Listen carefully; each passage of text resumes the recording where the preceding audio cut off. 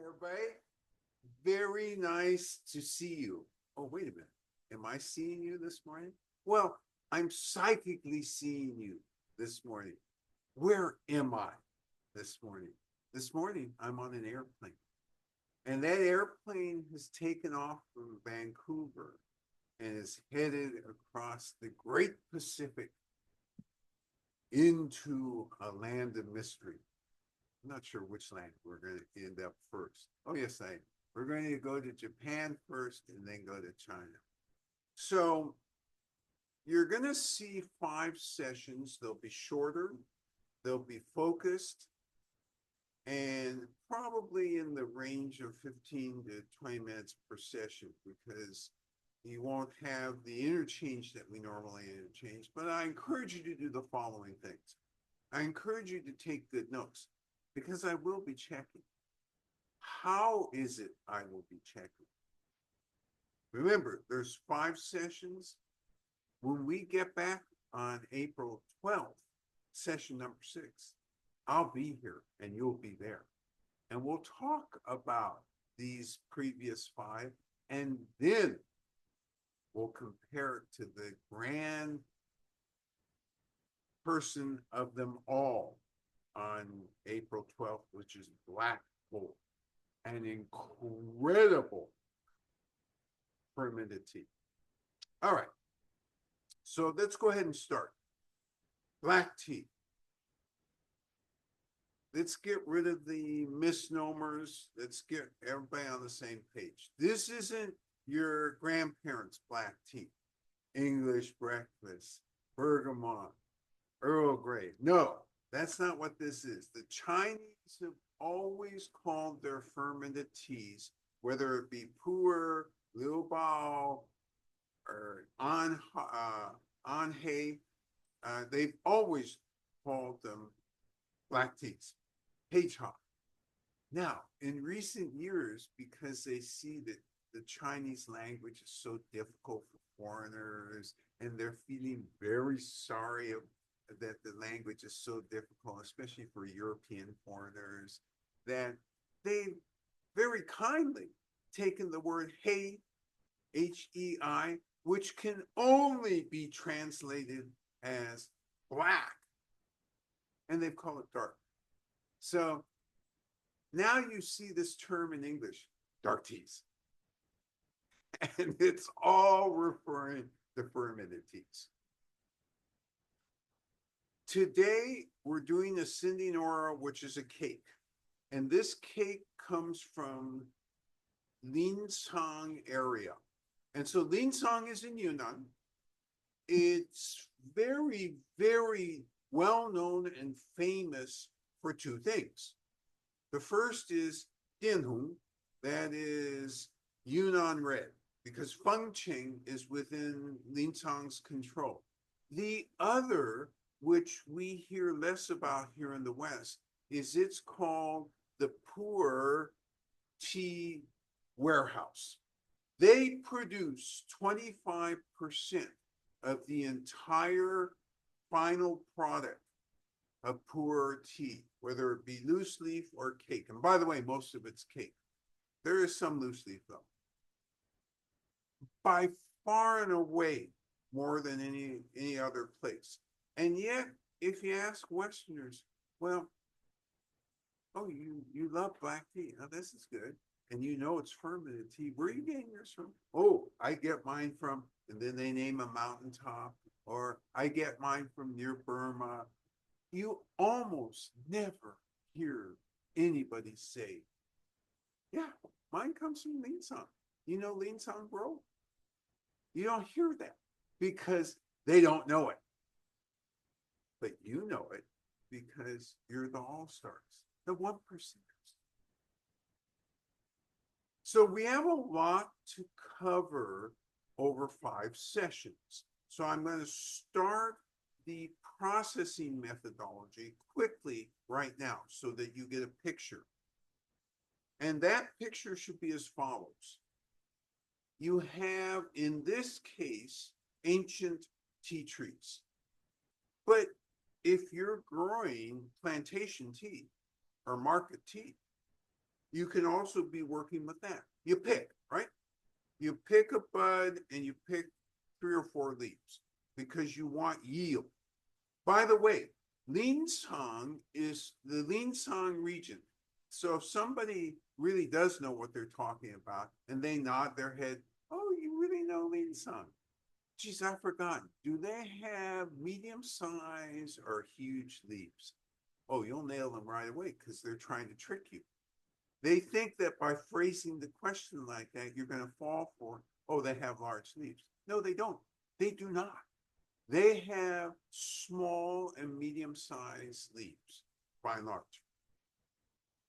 So you pick and you create what they call trial tea.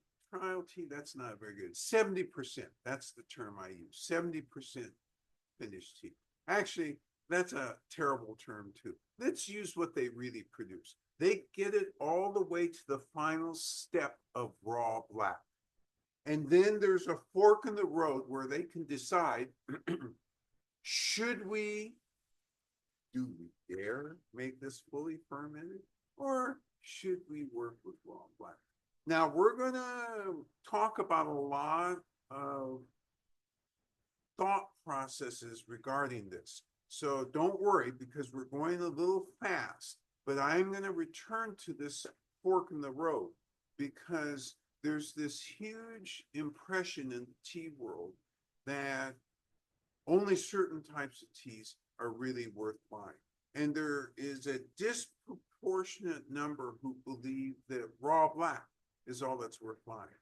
But here in the West, there's a disproportionate number who believe, oh, only fermented teas. So we'll talk about that a little bit. Let me get through the whole processing. So you pick, you air dry, which really means that it's a thin layer and it's dried in the sun, unless it's raining. And then you use the machine to wither. And you pile it a little bit. Not very much, maybe something like that's an inch. Pile it an inch and you blow air through there and you pile it. And you're withering. So we're going to return, not this session, but next session, we're going to open with air dry and wither because those two terms are very misunderstood.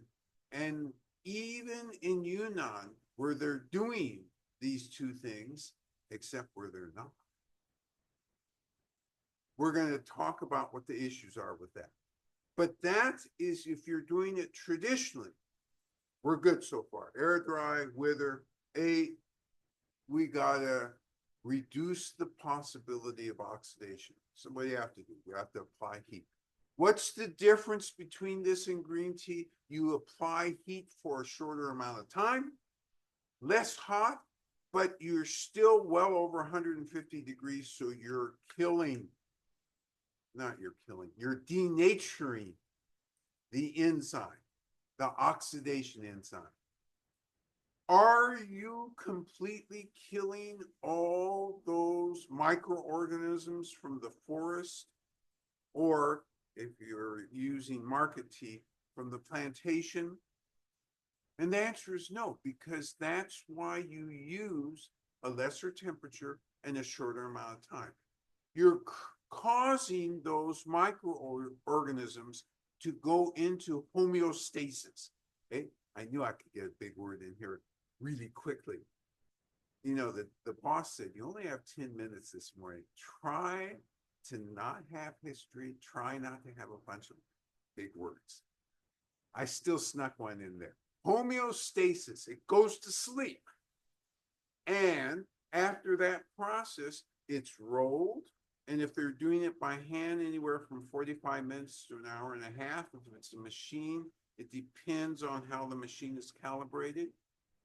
And at the end, you sun dry. You're all done. If that is where you're going to go, you're at this fork.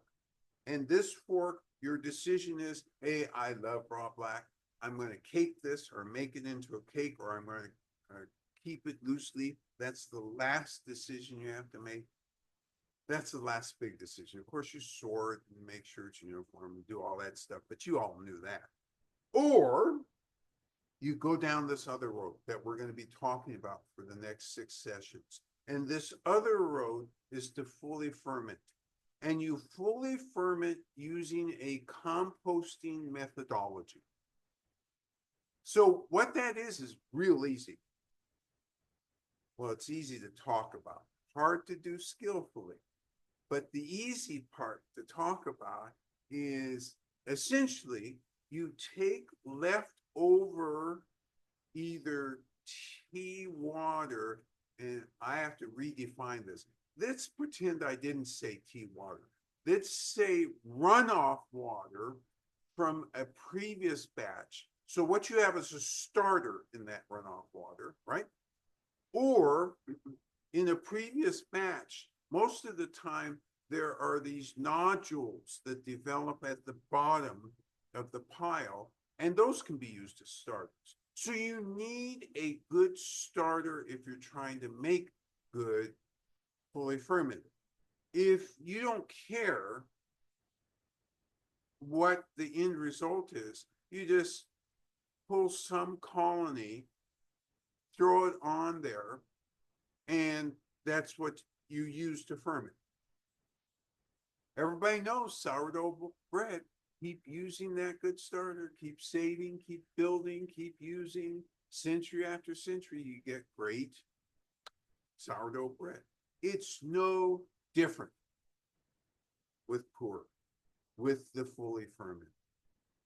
So you can either take shortcuts and get a bad result, or instead of a bad result, an uncertain result, or you can go with the tried and true that you over the years as a factory owner have developed, or the tried and true as a village, as a whole, you've developed. So those are the choices. Yes. So does that become proprietary, or is there a sense of, you just mentioned that some starters may get shared village-wide, but I wonder if that's openness to sharing for some of the fancier, higher end black teas, if that willingness is there, or is there a sense of guardedness about that starter? Because that seems essential. Great question. This is a question about, are these starters intellectual property? And are they guarded as if, oh, this is my sourdough bread, and I'm going to put my name on this sourdough bread, and you ain't going to copy it. So this is a complicated answer, but I can kind of simplify it because well, think about how China was pre, say, 1990. Pre-1990, you really still have a lot of state enterprises, so you don't have a bunch of proprietary stuff, except insofar as the state who was executing this particular product, if they felt proprietary about it, they could. So for example, let me give you a concrete example. Hangzhou, the city of Hangzhou, felt proprietary about the name Dragonwell. So in early 2000s, they said, hold on, folks, only if you grow it in our region can you call it Dragonwell. So it is, you don't have the same sense, especially within the industry, oh, I might keep this a secret. You have more of a sense still because you're with people that you go to conferences with and so forth. There's more of a sharing attitude. And that's not really seen as the totality of the secret that they have. There are some things they won't share with you. And mostly those revolve around two things. Origin. Where is the source of the leaves? And number two, if they're blending, oh, let's get those dark curtains up. We're going to keep this secret what our secret blend is. And then that's what we're gonna have as this, and we'll call it whatever we call them, that's what this tea is gonna be. So, but for the starter, no, there really isn't that same sense, and there's the reason why. So you wet pile it, and it's usually about 3 feet piled, about 3 feet high. You put some water in, you put a thermal blanket on, you put a thermometer at strategic places, and then when it gets to a certain temperature, an alarm goes off. You take the blanket off, you mix everything up again, cool it down, blanket on again, and you essentially do this process for about 20 days. Then from 20 to 40 days, you decrease the size of the piles, you remove the wet blanket, and you dry compost it. And so you still monitor it, but you get to the end of about 45 to 60 days, you have one more real decision. All done. Got it fully fermented.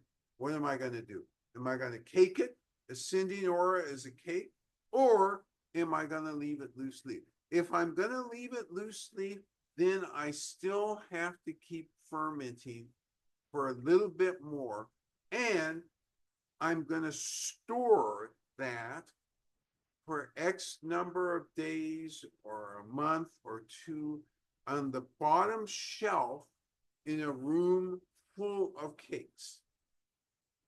So there's methodology depending on what you want to end up with. Why would any producer leave it loose leaf? Because loose leaf is harder to handle. Well, it's also easier to sell for tea shops, right? Because consumers, I want an ounce, or I want 2 ounces, or I want 4 ounces, and you can easily handle it. Whereas versus a cake, not so easy to handle. All right, so I think that's the conclusion of the introduction. We will talk about the air drying versus withering in the next session. And what we're going to do is the tea master will come here and demonstrate, and you'll brew actually along with her. So without further ado, Bijou, tea master. So bag number 1, labeled Ascending Aura. We've broken up the cake. We have 4 grams of it in there. And you don't need to do any more breaking up. If you do more breaking up, what will happen is the tea water will be, the composition will be thicker, and it doesn't need to be thicker. You're just trying to achieve a certain flavor. And we'll talk about flavor profiles as we move down this series. So don't worry. I know it's a little quick today, but just want to, in quotes, give you a taste and build up to week number 6, where we get black hole, and then you are really surprised. So as usual, 200-degree water, tea master seated the cup, wash the cups, and she is going to rinse the tea, which for these type of teas we always do here. In China, sometimes they do, and that's a 20-second rinse or so. Sometimes they do, sometimes they don't. Out of China, they frequently do. All right, it's rinsed, and that rinse is going to be discarded. You keep it in there kind of to play with the cup, but we're not going to drink that. She's drying 200-degree water, and she's going to go ahead and use that to actually steep.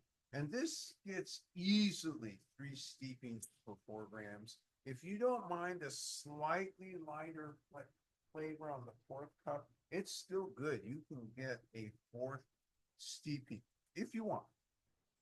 All right, puts the water in. What is the purpose of the rinse? Why is that important? So there's all sorts of theories about this. And there's all sorts of bad information about this. So some of the bad information is you rinse in order to wake up the leaves, or you rinse it because they've got pesticide on them, or you rinse because they fell on the floor. All bad explanations.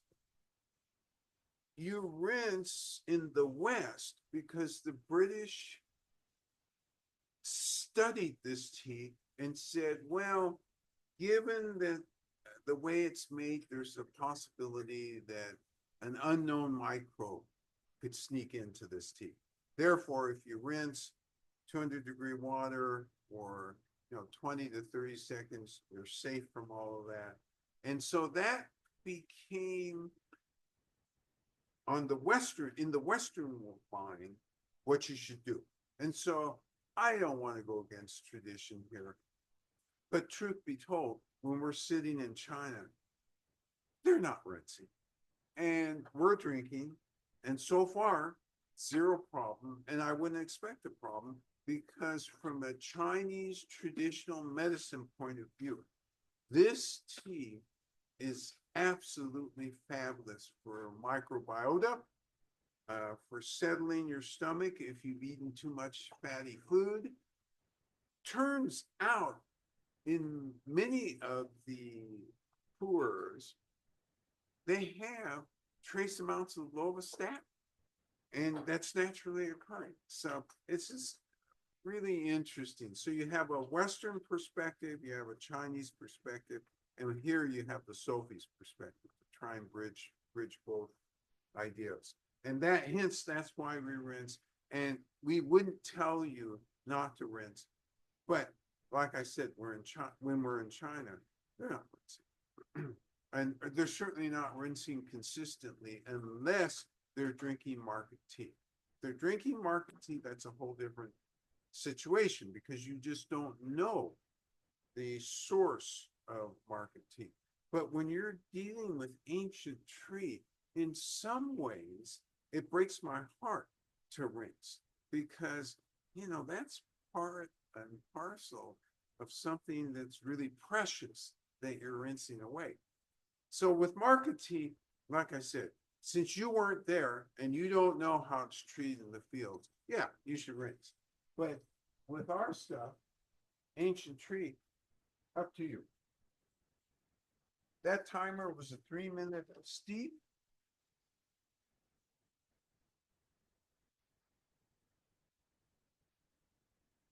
Remember, this is 200 degrees, so when you go through the quality assessment, what you're going to do is you're going to be cautious, you're going to do an inhalation, and you're going to do the normal quality arena. I'm not going to go through that with you. But what you're going to do is do that quality. Yeah, go ahead. No, go ahead.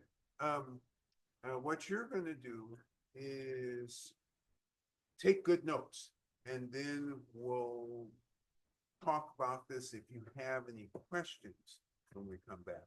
So still on a plane, but very happy to spend this short session with you. And next week, we'll have Earth Spirit. Y'all take care now. Bye-bye.